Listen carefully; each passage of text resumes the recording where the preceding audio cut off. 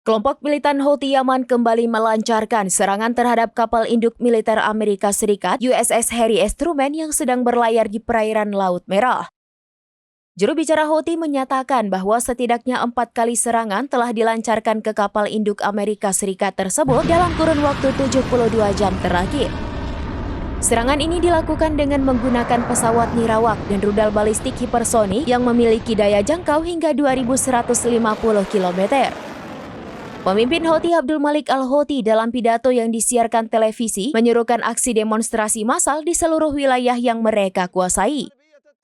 Houthi menyatakan bahwa serangan ini merupakan balasan atas tindakan agresif Amerika Serikat di ibu kota Yaman Sana'a serta beberapa wilayah lain seperti Provinsi Sada dan Hajah.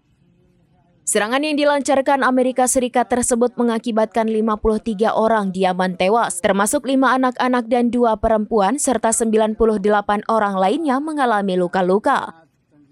Situasi ini memicu kemarahan Houthi yang berjanji tidak akan tinggal diam dan bersumpah untuk membalas serangan Amerika Serikat tersebut.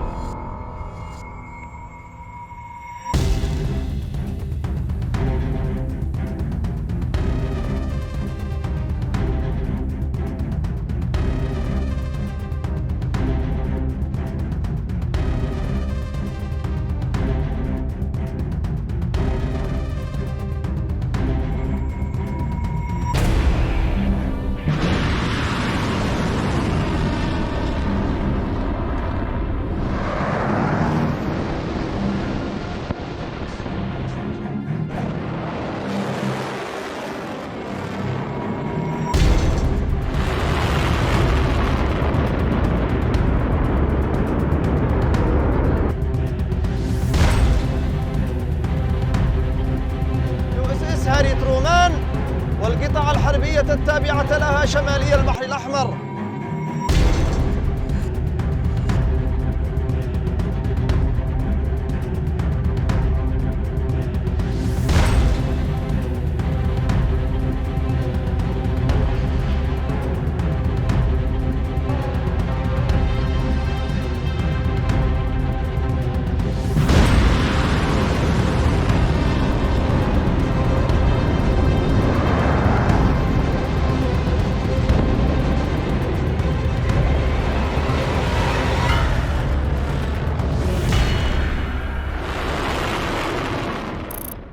Download Tribun X sekarang, menghadirkan lokal menjadi Indonesia.